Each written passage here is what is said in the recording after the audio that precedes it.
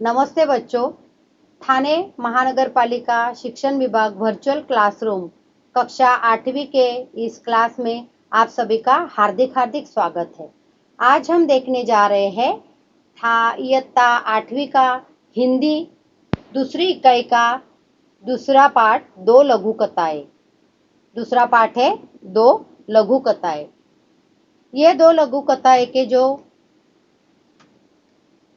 पाठ का नाम है दो लघु कथाएं। और दो लघु कथाएं, लघु मतलब क्या कि छोटी, और कथाएं मतलब कहानियां।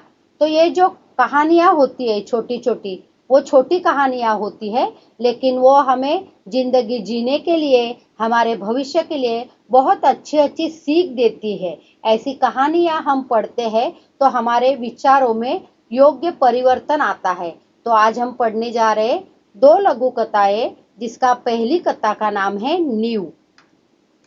तो इस पाठ का जो लेखन किया है वो श्रीयुत हरि जोशी, इन्होंने इस पाठ का लेखन किया है। इनका जन्म है 1943, मध्य प्रदेश में खुड़िया में उनका जन्म हुआ है। और इनका परिचय है, ये सेवानिवृत्त प्राध्यापक है हरि जोशी जी। और ये हिंदी में बहुत सी साहित्यिक रचनाएं इन्होंने की है। लगभग सभी प्रतिष्ठित पत्रिकाओं में इनके लेख प्रकाशित होते रहते थे। और इनको गोयनका सारस्वत सम्मान, वागीश्वरी सम्मान प्राप्त हुआ है। इनकी जो प्रमुख जो उनके लेखन है, उनके नाम है पंखुरिया, यंत्रयुग, अखाड़ों का देश, भारत का राग, अमेरिका के रंग आदि इनकी प्रसिद्ध लेखन की रचनाएं हैं। तो आज हम हरि जोशी जी की दो लघु कथाओं की पहली कथा है नींव, उसको पढ़ने जा रहे हैं। तो जो नींव होती है, नींव का मतलब क्या है? नींव का मतलब है पाया, बुनियाद।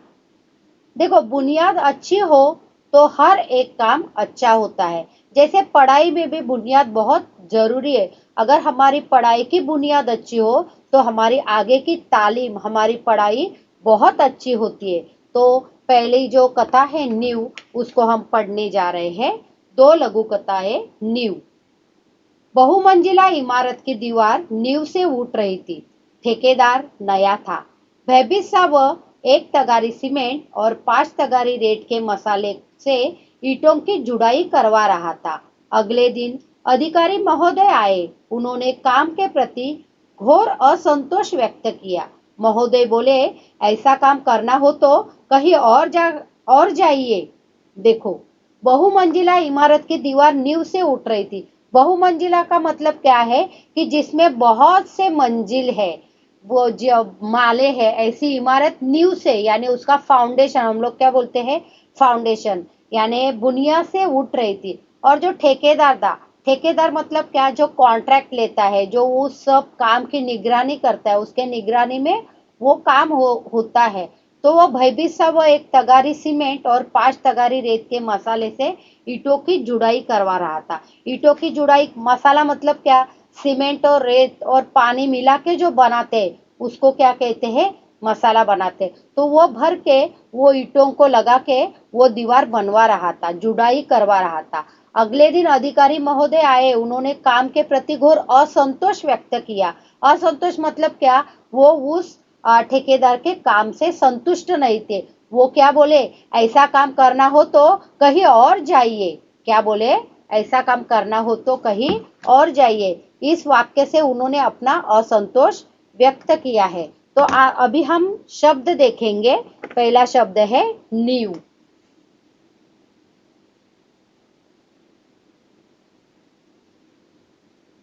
शब्द वाटिका का पहला शब्द है नींव। नींव यानी बुनियाद। नींव यानी बुनियाद। बाद में का शब्द है तगारी।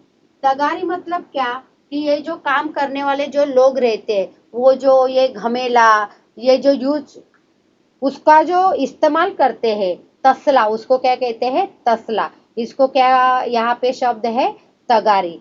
तो ये तगारी में वो क्या कर रहा था, सीमेंट और रेत को मसाला बना के वो क्या कर रहा था, ईंटों की जुड़ाई कर रहा था। और असंतोष, असंतोष यानी नाखुश, नाखुशी यानी क्या, वो उस ठेकेदार के काम से संतुष्ट नहीं थे, उस ठेकेदार के काम से संतुष्ट नहीं थे।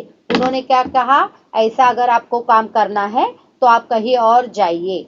अगले दिन सशंकित नए ठेकेदार ने 1 तगारी सीमेंट और 3 तगारी रेत के मसालों से ईंटों की जुड़ाई की। संबंधित अधिकारी आए, उन्होंने नींव की दीवार पर एक निगाह डाली और गर्म हो गए।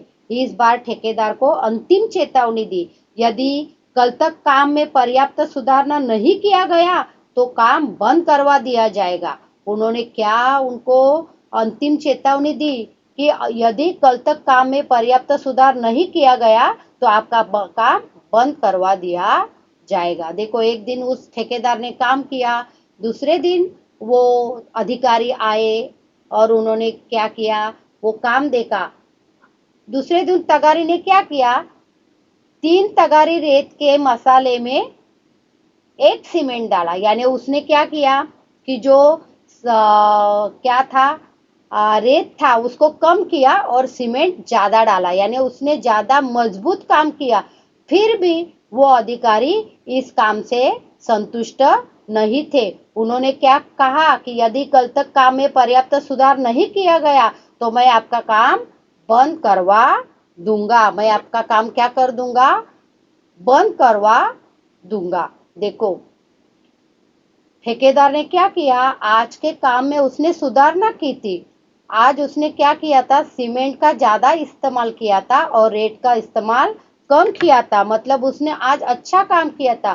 फिर भी ठेकेदार उसके ऊपर गरम हो गए यानी गुस्सा हो गए। जब नए ठेकेदार की समझ में बात नहीं आई तो उसने एक अनुभवी ठेकेदार से इस समस्या पर उसकी सलाह चाहिए।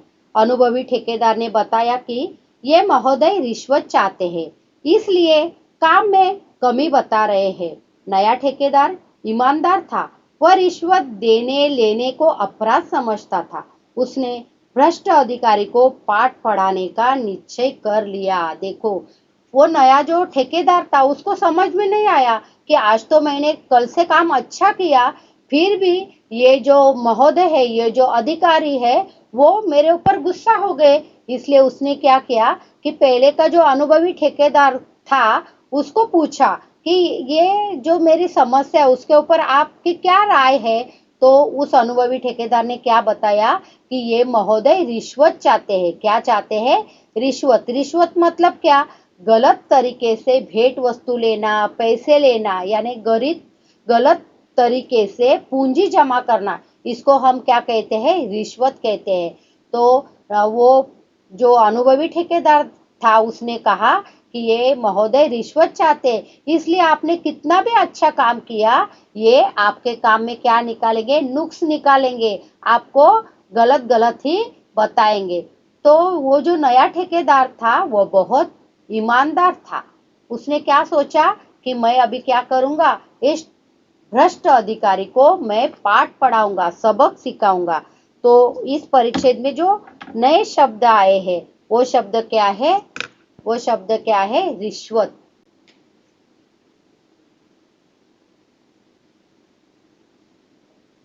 रिश्वत यानी गलत तरीके से पूंजी या भेंट वस्तु जमा करना। और भ्रष्ट, भ्रष्ट यानी क्या, भ्रष्ट यानी जिनके विचार दूषित है और वो क्या करते हैं, आचार विचार अच्छे नहीं है, ऐसे लोगों को हम क्या कहते हैं, भ्रष्ट कहते हैं। हम देखते हैं कि कहीं भी काम होता है तो उसमें कुछ तो कम ज्यादा होता है, कुछ घपला होता है, तो उसको हम क्या कहते हैं, भ्रष्ट कहते हैं। और वो जो नया ठेकेदार था वो बहुत ईमानदार था और उसने क्या सोचा कि मैं अब क्या करूंगा, इस जो भ्रष्ट अधिकारी को मैं क्या करूंगा, पाठ पढ़ाऊंगा। क्या कराऊंगा, पाठ पढ़ाऊंगा, मतलब क्या, सबक सिखाऊंगा। पाठ पढ़ाऊंगा का मतलब क्या है, सबक सिखाना। तो मुहावरा यहाँ पे क्या है,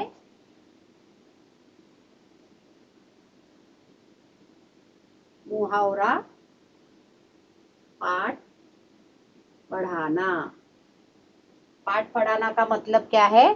सबक सिखाना। तो उसने सोचा कि मैं क्या करूंगा, इस भ्रष्ट अधिकारी को मैं सबक सिखाऊंगा।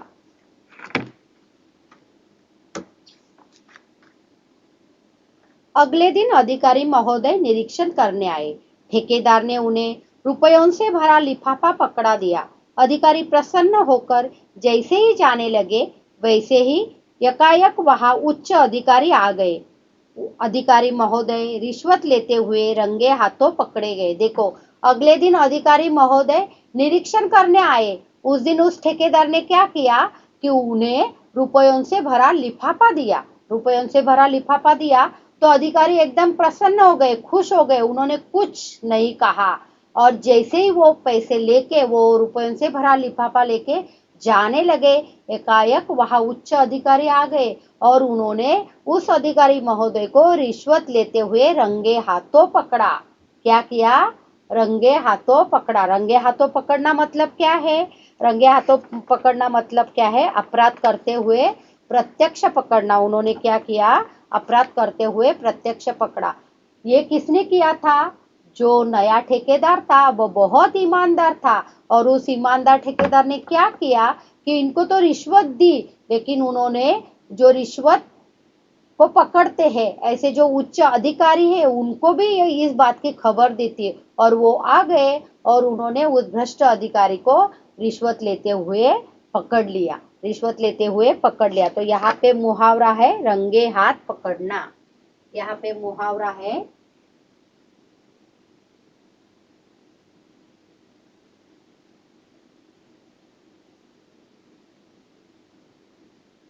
यहाँ पे मुहावरा क्या है? रंगे हाथ पकड़ना। रंगे हाथ पकड़ना यानी अपराध करते हुए प्रत्यक्ष पकड़ना।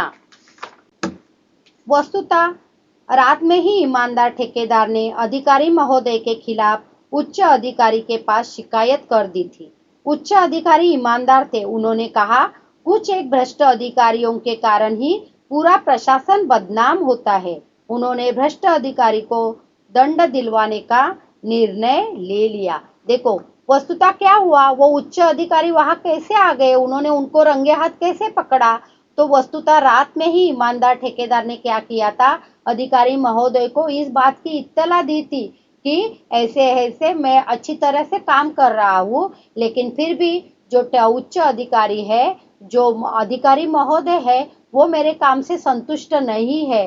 वो कुछ गलत तरीकों से रिश्वत लेना चाहते हैं। तो इस बात के लिए जो उच्च अधिकारी थे उन्होंने क्या किया, क्या कहा कि कुछ एक भ्रष्ट अधिकारियों के कारण ही पूरा प्रशासन बदनाम होता है। सब अधिकारी भ्रष्ट होते क्या? नहीं, लेकिन एक आदमी अगर गलत काम करता है तो सारे काम के ऊपर उसका गलत असर होता है। उन्होंने भ्रष्ट अधिकारी को दंड दिलवाने का निर्णय ले लिया।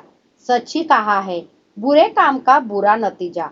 ठेकेदार और उच्च अधिकारी की ईमानदारी का समाचार चारों तरफ फैल गया। उनका सार्वजनिक समारोह में सम्मान किया गया। देखो, क्या किया कि उन्होंने भ्रष्ट अधिकारी को दंड दिलवाने का निर्णय ले लिया और सच्ची कहा है। इस कहानी से हमें क्या सीख मिलती है कि जो काम बुरे काम का बुरा नतीजा होता है। शायद हमें ऐसा लगता होगा कि काम करते समय हमें कोई देख नहीं रहा है, लेकिन हमारा जो काम है वही हमारी असली पहचान है। तो अगर हम काम बुरा करेंगे तो उसका नतीजा आज नहीं तो कल हमें बुरा मिलने वाला ही है। तो उच्च अधिकारियों की ईमानदारी का चारों तरफ वार्ता फैल गई और उनका सार्वजनिक समारोह में सम्मान किया गया। देखो, जो भ्रष्ट अधिकारी थे वो क्या हो गए? कानून के गिरफ्त में आ गए और जो ईमानदार थे उनका एक समारोह में सम्मान किया गया। तो इस पाठ को पढ़ने से हमें यह सीख मिलती है कि कोई भी काम हो, हमें क्या करना है? ईमानदारी से करना है, क्योंकि इसका असर हमारे चरित्र पे, सारे समाज पे पड़ता है। तो इस तरह से ये नींव नींव जो ये पाठ है, देखो यहाँ पे नींव नींव मतलब क्या? बुनियाद। अगर हमारे सोच की हमारे कृति की, हमारे कार्य की नींव अगर अच्छी हो, अच्छे विचार हो, तो हम जो भी कार्य करते हैं वो हमेशा अच्छा ही होगा और उसका नतीजा भी अच्छा ही होगा। अभी हमने ये पूरा पाठ पढ़ा है, इसका शब्द वाटिका। हमने जब पाठ पढ़ रहे थे तो हमने इन सब शब्दों का अर्थ लिया है। नींव मतलब बुनियाद, तगारी मतलब तसला या घमेला, निगाह यानी नजर, रिश्वत यानी गलत तरीकों से पूंजी जमा करना, भ्रष्ट यानी जिनके विचार दूषित रहते हैं, जिनके आचार विचार गलत है, ऐसे लोगों को हम क्या कहते हैं? भ्रष्ट। दंड यानी बुरे काम करने वाले लोगों को जो हम क्या करते हैं, उनके प्रति जो नियम लगाते हैं, उनके अपराध के प्रति उनको जो शिक्षा देते हैं, उनको क्या कहते हैं? दंड कहते हैं। और समाचार यानी वार्ता, समाचार यानी वार्ता। अभी हम स्वाध्याय देखेंगे। जो पाठ हमने पढ़ा, नींव, जो पाठ हमने पढ़ा, उस पाठ में हमने क्या सीखा है, आपको क्या समझ में आया, ये इस स्वाध्याय से हम लोग जानेंगे। तो पहला प्रश्न है, अधिकारी ने ठेकेदार को कौन सी चेतावनी दी? अधिकारी ने ठेकेदार को कौन सी चेतावनी दी?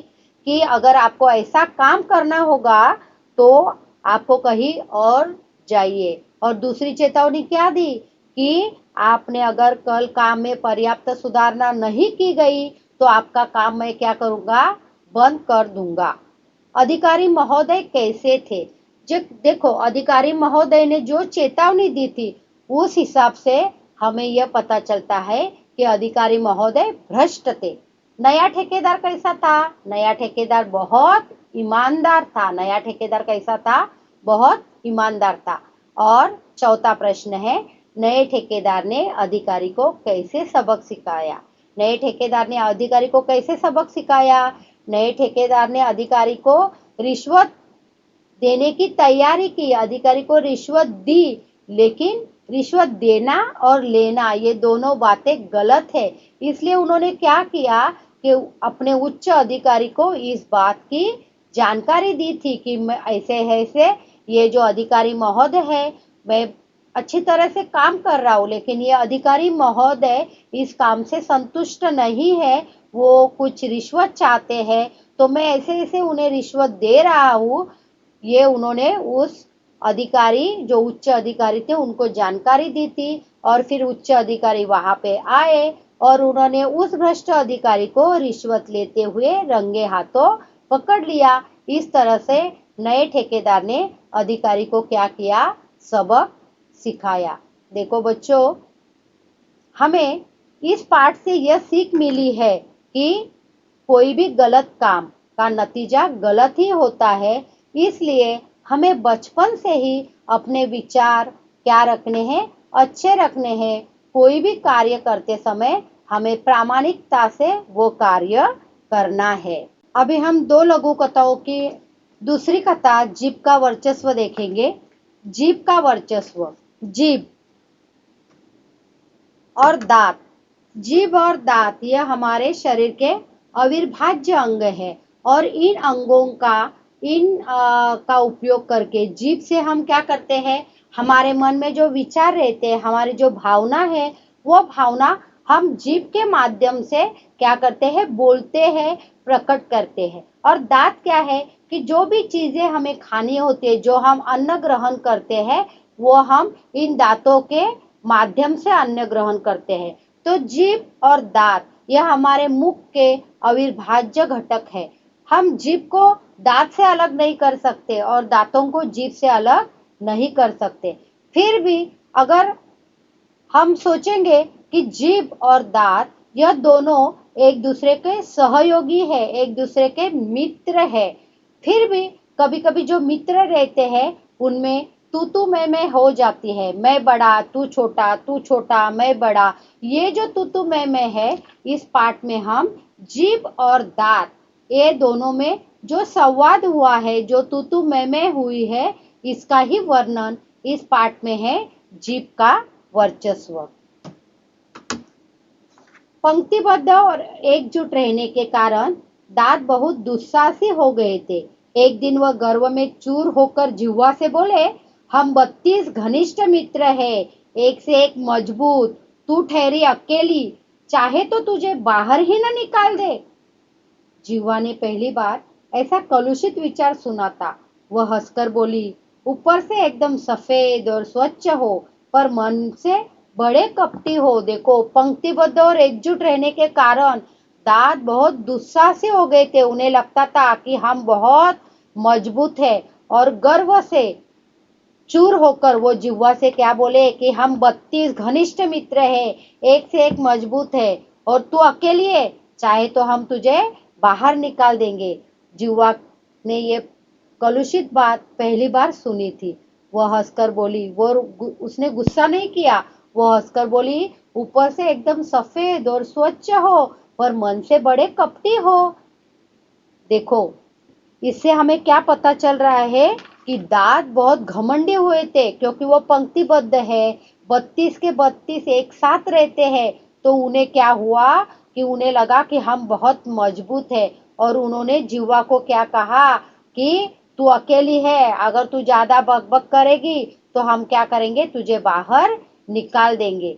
तो जिह्वा ने ये बात पहली बार सुनी थी। वो थोड़ी नाराज हो गई, फिर भी उसने अपना गुस्सा नहीं दिखाया। वो प्यार से बोली कि ऊपर से एकदम आप सफेद हो, लेकिन मन से तो आप बहुत कपटी हो। इसमें हम पहला शब्द देखेंगे, क्या देखेंगे, जिह्वा।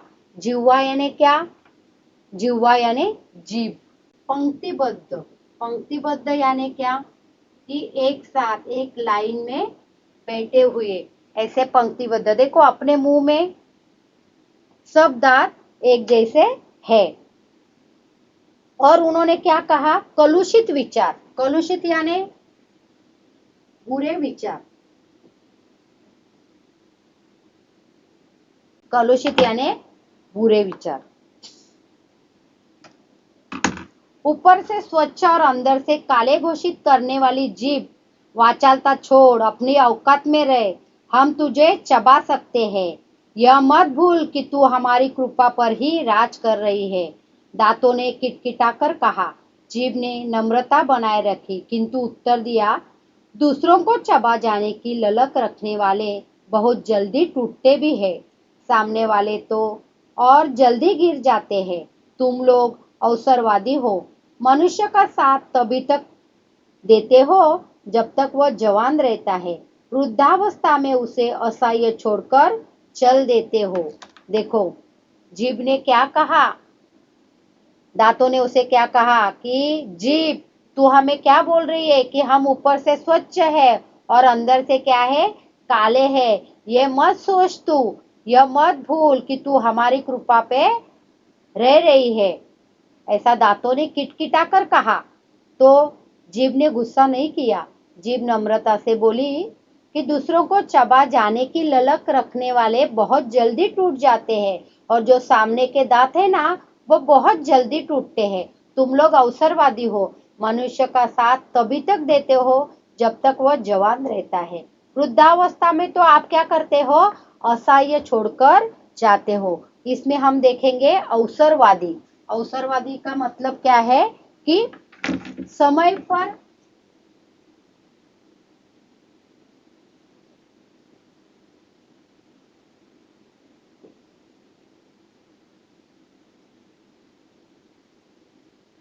अवसरवादी का मतलब है समय पे साथ छोड़ देना।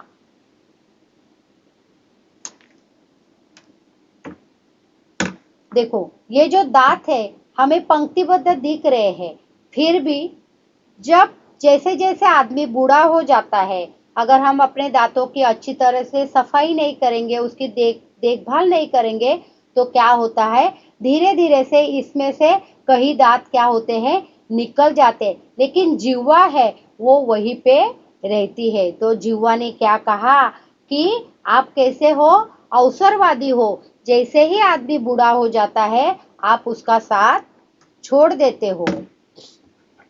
शक्तिशाली दांत भी आखिर अपनी हार क्यों मानने लगे। बोले, हमारी जड़ें बहुत गहरी है, हमारे कड़े और नुकीलेपन के कारण बड़े बड़े हमसे थर्राते हैं।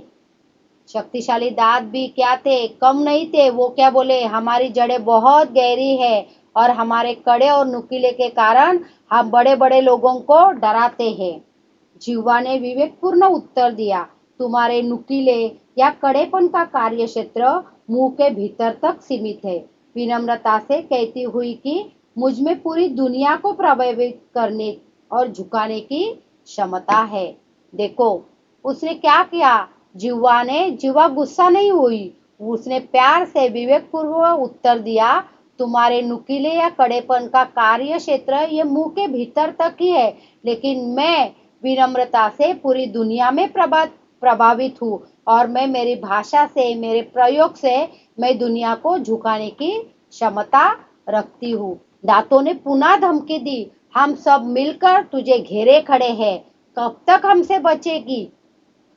जीभ ने दांतों के घमंड को चूर करते हुए चेतावनी दी, डॉक्टर को बुलाऊं?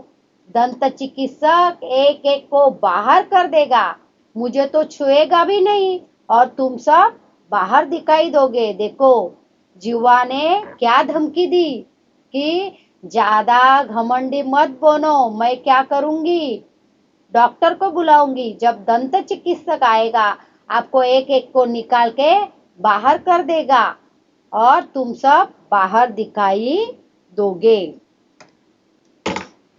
घमंडी दांत अब निरुत्तर थे। उन्हें कविता की यह पंक्ति याद आ गई, किसी को पसंद नहीं सकती बयान में, तभी तो दी नहीं हड्डी जबान में।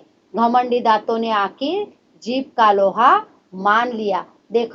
देखो दांत बहुत घमंडी थे, लेकिन जीभ ने जैसे ही विनम्रता से उन्हें यह बता दिया कि मैं कहीं नहीं जाने वाली हूँ, लेकिन अगर जो दंत चिकित्सक आया तो वो क्या करेगा, आपको निकाल के बाहर फेंक देगा, मैं तो जहाँ हूँ वही ही रहूंगी। तभी घमंडी दांतों को कविता की एक पंक्ति याद आ गई, किसी को पसंद नहीं सकती बयान में, किसी को पसंद नहीं सकती बयान में, तभी तो दी नहीं हड्डी जबान में। हम लोग भाषा में प्रयोग करते हैं कि जीभ को हड्डी नहीं होती है, क्योंकि वो बहुत मुलायम है, मृदु है, इसलिए वो अच्छे विचार, अच्छी भावनाएं प्रकट करती है। और अगर आखिर में घमंडी दांतों ने जीभ का लोहा मान लिया। तो इस पाठ से हमें यह पता चलता है कि किसी से भी गलत व्यवहार करने से, किसी को भी गलत बात करने से या अपना वर्चस्व प्रभावित करने के लिए किसी के ऊपर दबाव डालने से हमारा वर्चस्व सिद्ध नहीं होता है। अच्छे काम से, विनम्रता से ही हमारा वर्चस्व सिद्ध होता है, हम सारे लोगों में प्रिय हो जाते हैं। इस तरह से घमंडी दांतों ने आखिर जीभ का लोहा मान लिया। तो यहाँ पे वाक्य प्रचार है, लोहा मान लेना। यहाँ पे मुहावरा क्या है, लोहा मान लेना।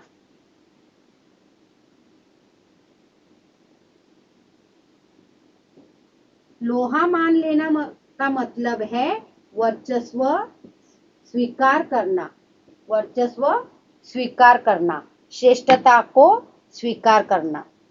यह पाठ हमने पढ़ा है, इसमें हमने शब्द देखे हैं, कलुषित यानी जिनके आचार विचार अच्छे नहीं है। ललक, ललक का मतलब है लालसा, तीव्र इच्छा। अवसरवादी, अवसरवादी का यह है स्वार्थी, मतलबी। बयान करना यानी चर्चा करना, उत्तर देना, आवाज देना, कथन करना। और निरुत्तर करना यानी हमारा जो प्रश्न है उसका अगर किसी के सामने जवाब नहीं रहेगा तो हम क्या कहेंगे कि हमने उसे निरुत्तर किया, हमने उसे निरुत्तर किया।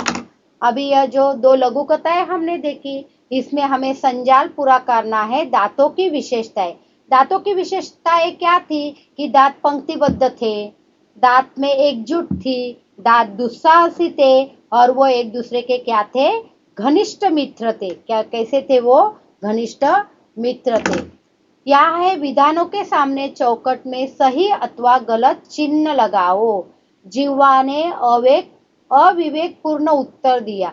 जीवा ने अविवेकपूर्ण उत्तर दिया क्या? नहीं, जीवा ने बहुत मृदुता से, सहजता से, प्यार से, विवेकता से उत्तर दिया, इसलिए यहाँ पे चिन्ह कौन सा आएगा? गलत आएगा।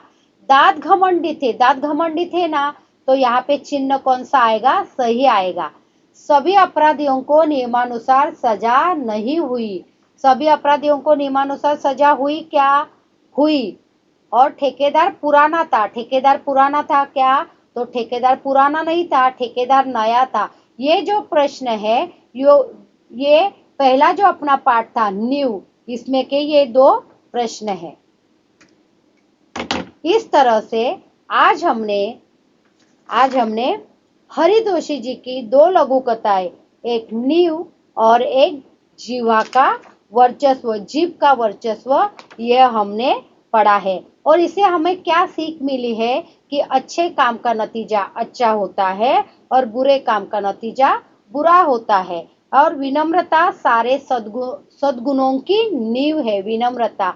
तो हमें कोई भी काम वो विनम्रता से और सच्चाई से, ईमानदारी से करना है। इस तरह से आज हमने दो लघु कथाएं, यह जो दूसरी इकाई का दूसरा पाठ है वो पढ़ा है। तो आप हमारे इस ठाणे महानगर पालिका वर्चुअल क्लासरूम का जो यूट्यूब है, उस यूट्यूब चैनल पे इस पाठ को आप देखें, सब्सक्राइब करें और अपने कमेंट्स दें। धन्यवाद।